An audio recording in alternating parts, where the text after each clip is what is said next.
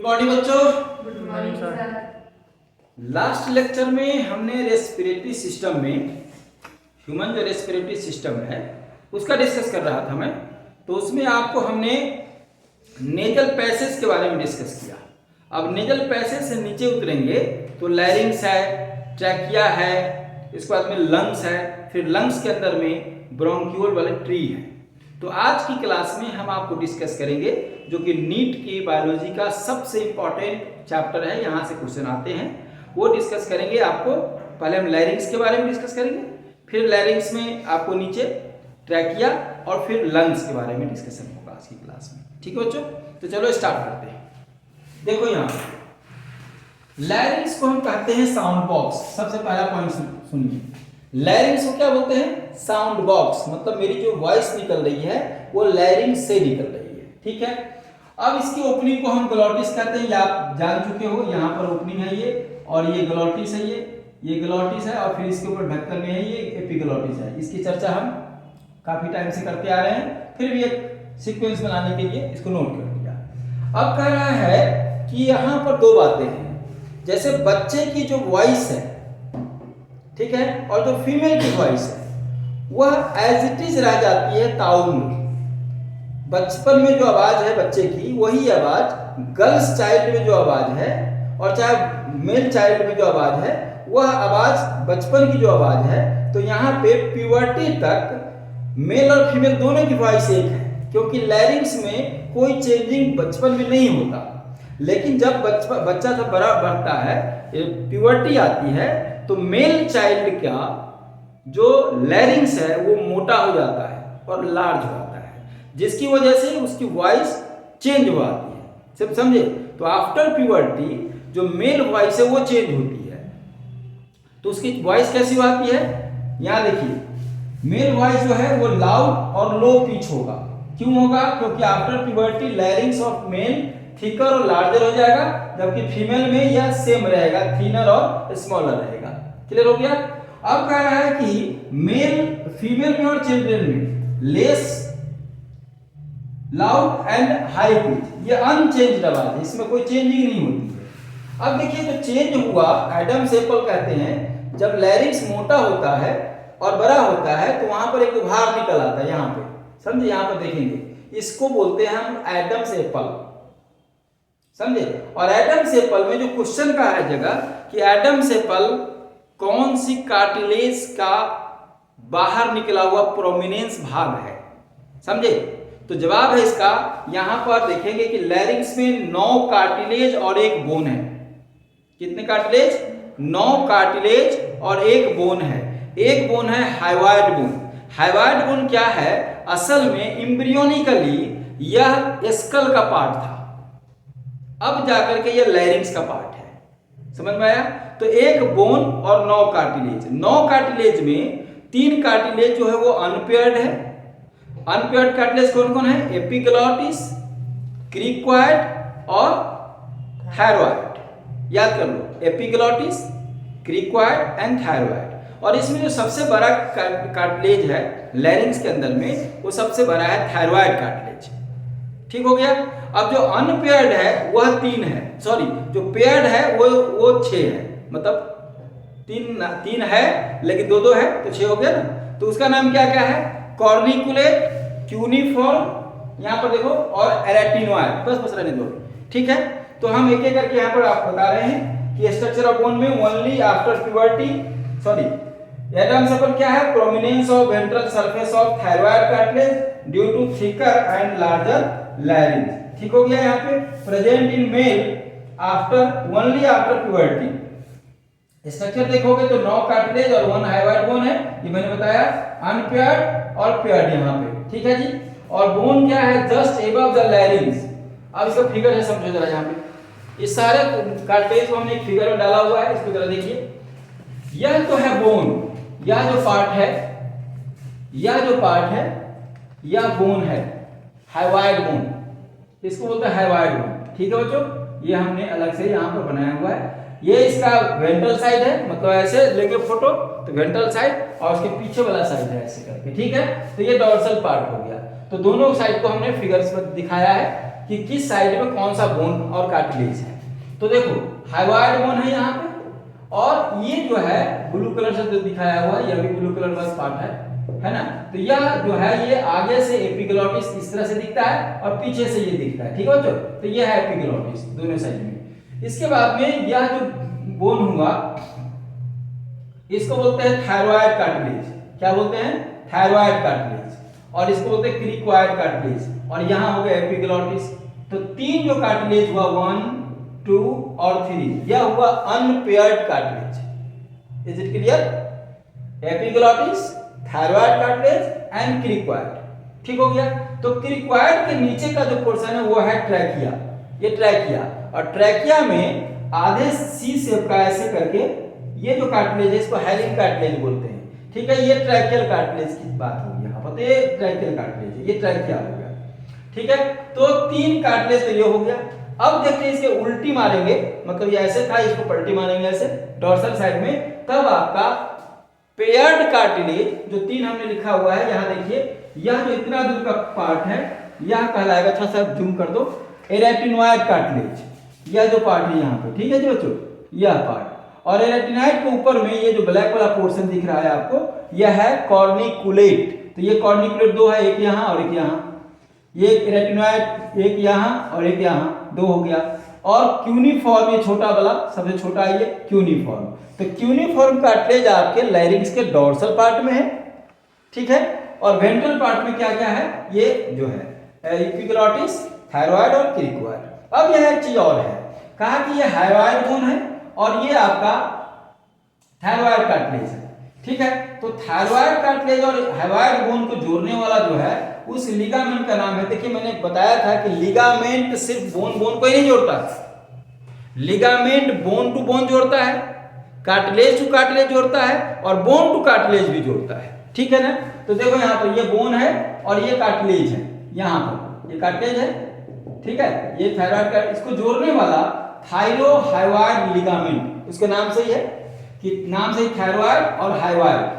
ठीक है ना। तो थायरॉइड और हाइवाइड को जोड़ने वाला ये लिगामेंट है, इसको बोलते हैं थायरोहाइवाइड लिगामेंट। अब दूसरा, ये थायरॉइड है और ये क्रिकोइड है, तो लिगामेंट का नाम क्या हो गया, cricothyroid ligament, cricothyroid ligament. Clear बात हो गई? ठीक है, तो यही है, ये हो गया आपका लैरिंक्स का पार्ट। ठीक है, इसको नोट कर लो पहले, आप जल्दी से नोट करो,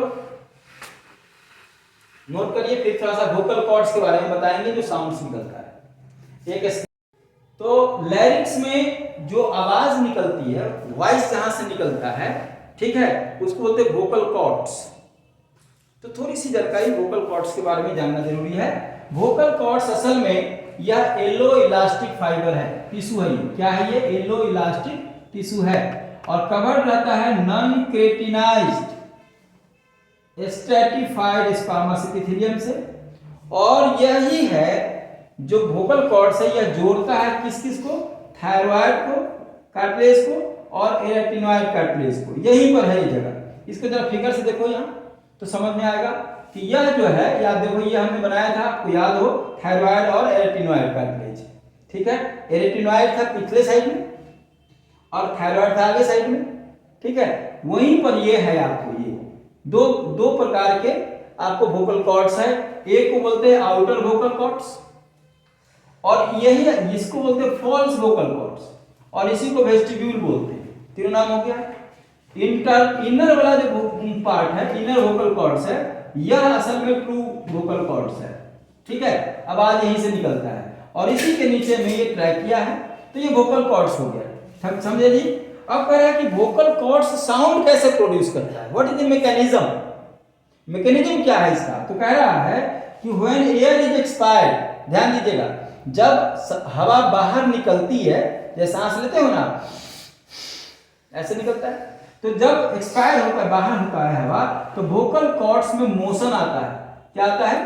मोशन, वाइब्रेशन होता है। तो ये क्या करता है, वोकल कॉर्ड्स वाइब्रेट करता है, वाइब्रेट करता है। ध्यान दीजिएगा, मैं एक टर्म को राउंड कर रहा हूं। एक्सपायर हुआ हवा, एयर एक्सपायर हुआ, तो ये क्या हुआ, वाइब्रेट, मोशन आया, मोशन के वाइब्रेशन हुआ और इस वाइब्रेशन से साउंड प्रोड्यूस हुआ।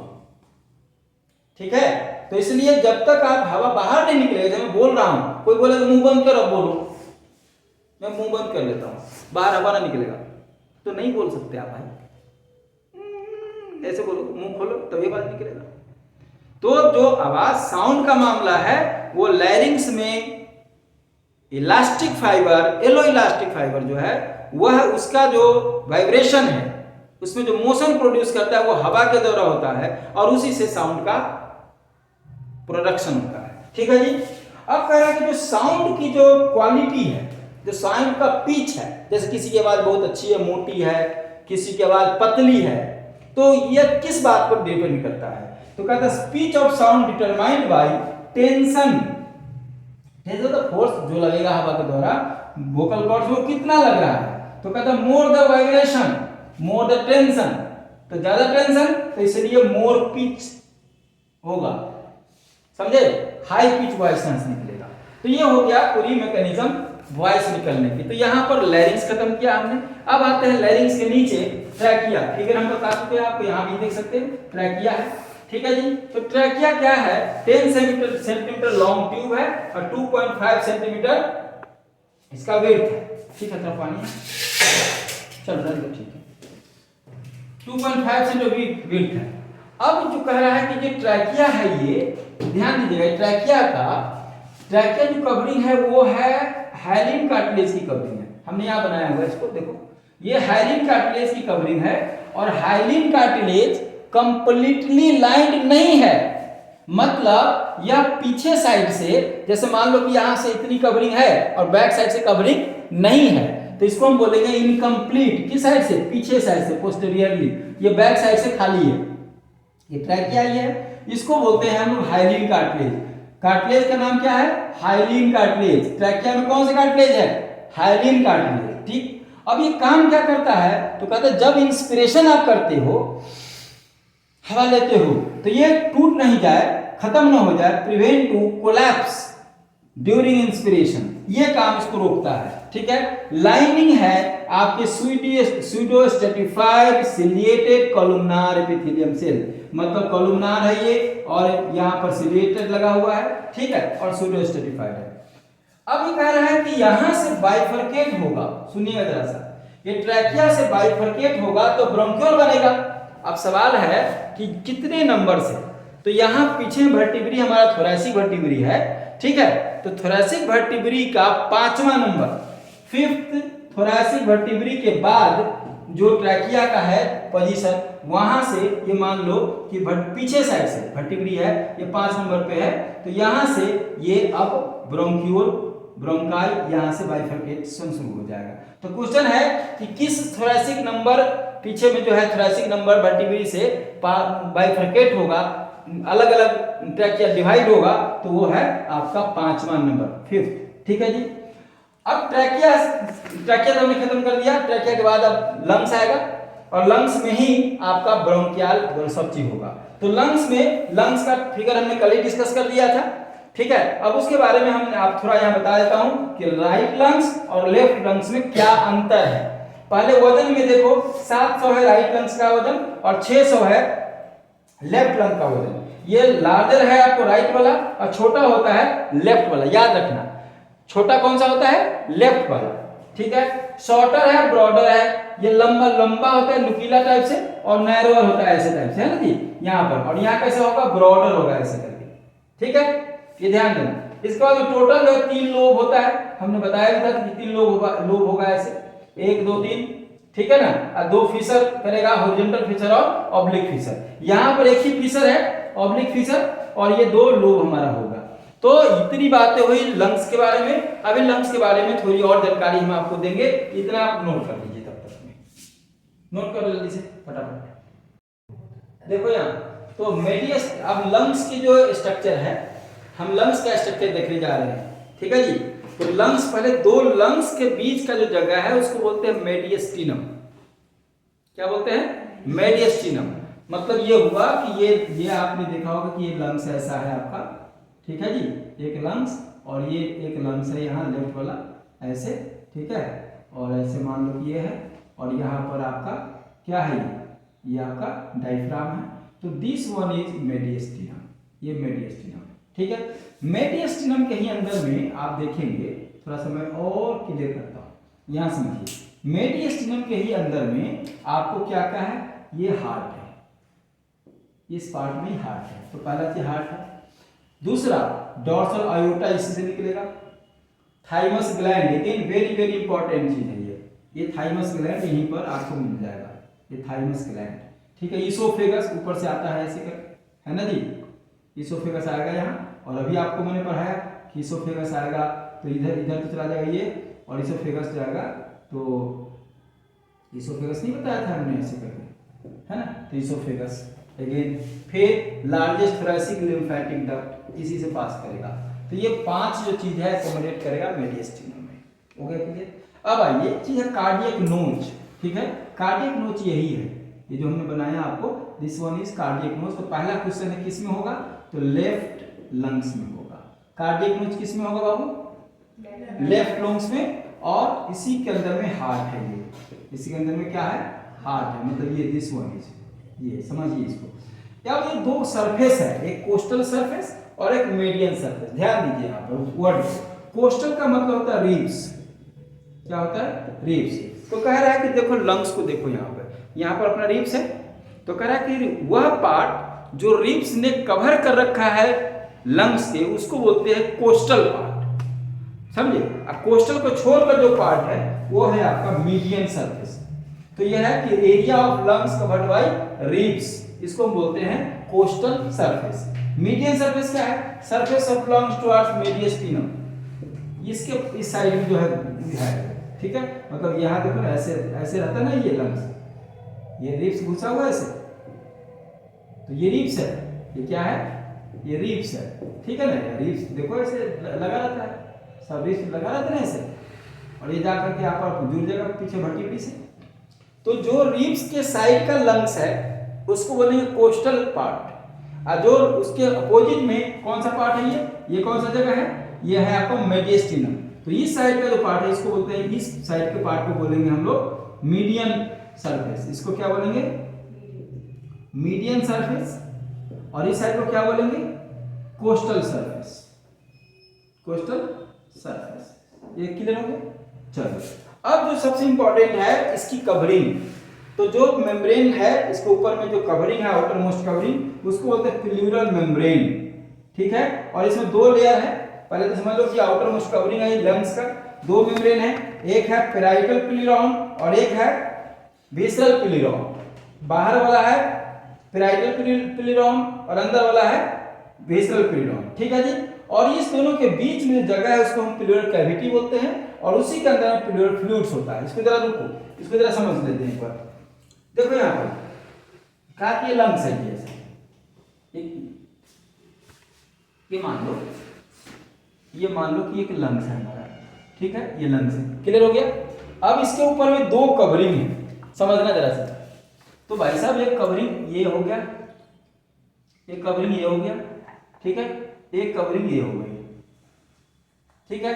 अब इस दोनों कवरिंग के बीच में ये जो है इसको बोलते हैं प्लूरल कैविटी, ठीक है। और इसी कैविटी में यह फ्लूइड है प्लूरल फ्लूइड, क्लियर हो गया, ये हुआ। और यही प्लूरल फ्लूइड जब आप सांस लेते हो छोड़ते हो तो आपस में घर्षण होता है, तो इसको घर्षण से बचाता है इस मेम्ब्रेन और इस लंग्स के बीच में। तो यहां पर आइए, प्लूरल फ्लूइड क्या है, एक सीरस फ्लूइड है, सीरस कहते हैं पानी जैसा फ्लूइड को, responsible for preventing friction between lungs and membrane during movement. जब मूवमेंट होगा तो फ्रिक्शन से बचाएगा, ठीक हो गया।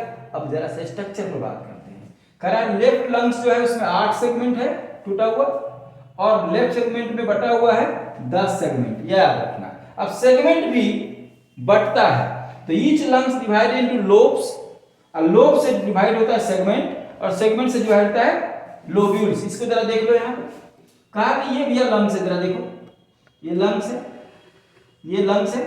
अब लंग्स टूटा किस 2 भाग में या 3 भाग में, ये फीसर के द्वारा, ये फीसर है, सपोज करो कि ये फीसर है हमारा, और इसमें 2 फीसर है, 3 लोब हो गया, 1 2 3 लोब हुआ।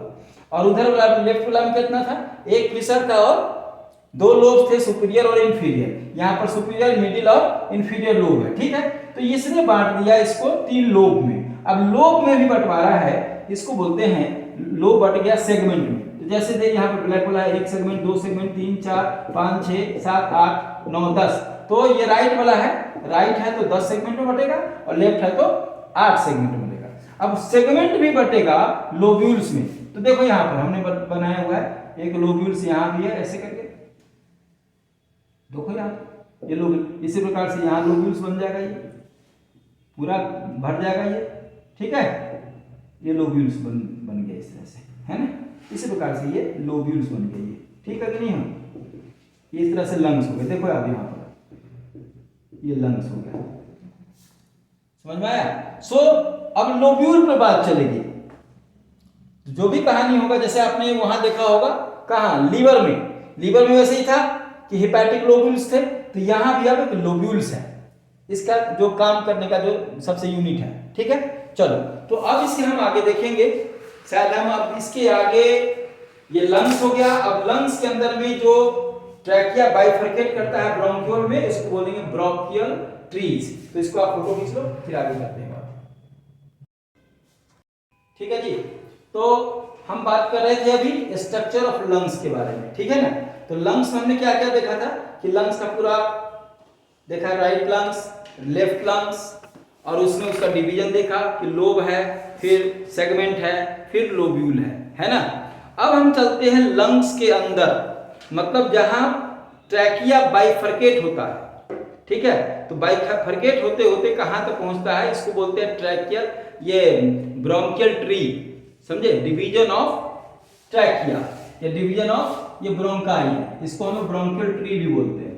क्या बोलते हैं, ब्रोंकियल ट्री, इसको ब्रोंकियल ट्री बोलते हैं। ध्यान दीजिएगा, यहां से कहां से सेगमेंट शुरू हुआ, ये ट्रैकिया, ये कहां से, 5th वर्टिब्री से, 5th थोरैसिक वर्टिब्री, ये हम बार बार बता रहे हैं, ध्यान दीजिएगा। 5th थोरैसिक वर्टिब्री से ये बाइफरकेशन चालू हुआ, ठीक है बंधु।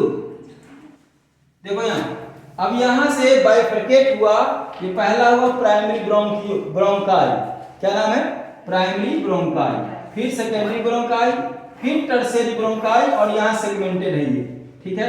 फिर सेगमेंटेड ब्रोंकाई से लीड करेगा बहुत सारे टर्मिनल ब्रोंकाई, अभी तक ब्रोंकाई है, और फिर टर्मिनल ब्रोंकाई, फिर लोबुलर ब्रोंकाई और टर्मिनल ब्रोंकियोल। ध्यान दीजिएगा यहाँ पर, अब टर्मिनल ब्रोंकियोल तक, यहां तक देखिए सब में रिंग है, ध्यान देना यहाँ पे, सब में रिंग है, ये जो कार्टिलेज का रिंग है वो यहां तक है, कहां तक है, यहां तक है रिंग, ठीक है। तो जहां तक रिंग है उसको हम लोग बोलते हैं कंडक्टिंग सिस्टम, यहां से लेकर के और यहां तक पूरा क्या हुआ, कंडक्टिंग सिस्टम। हमने उधर भी लिखा हुआ, इधर भी देता हूं, कंडक्टिंग सिस्टम। कंडक्टिंग सिस्टम का मतलब क्या हुआ कि यहां पे आपका रिंग है, यहां पे कार्टिलेज का कार्टिलेज रिंग प्रेजेंट है यहाँ पे, ठीक हो गया। अब इसके नीचे आओ, रेस्पिरेटरी ब्रोंकियोल से नीचे चलते चलते एल्वियोलर डक्ट, एट्रियम और अल्वियोलाई, तो फाइनली अल्वियोलाई में बाइफरकेट होके आ गया, ट्रैकिया से चलते चलते यहां तक आया। इस पूरे को बोलते हैं ब्रोंकियल ट्री, और यहां पर ही होगा ये जो है काम, ये है अल्वियोलाई। तो अल्वियोलाई, इसको बोलते हैं रेस्पिरेटरी सिस्टम। हमने इसको फिगर के साथ साथ अलग से लिख भी दिया है, आप इसको देख लो एक बार। Trachea, primary bronchi, secondary bronchi, segmented tertiary bronchi और लोबुलर ब्रोंकाई, टर्मिनल ब्रोंकाई, यहां तक कहलाएगा कंडक्टिंग सिस्टम। और इस क्यों है, क्योंकि यहां पर बोलेंगे कि रिंग्स ऑफ कार्टिलेज प्रेजेंट है। अब उसके नीचे आओ, रेस्पिरेटरी ब्रोंकियोल, अल्वियोलर डक्ट, और ये एट्रिया के थ्रू अल्वियोलाई में खुल गया, ये कहलाएगा रेस्पिरेटरी डक्ट सिस्टम, और यहां पर कार्टिलेज नहीं है। अब आपको इसी में से कोई पूछ देगा, जैसे पूछ दिया कि अल्वियोलर डक्ट है या रेस्पिरेटरी ब्रोंकियोल में कार्टिलेजस रिंग है या नहीं है, समझ में आया। तो ये इसको आप थोड़ा ध्यान रखना। अब हम बात करते हैं, हम लोग फाइनल सेगमेंट में आ गए हैं कि अल्वियोलाई के बारे में।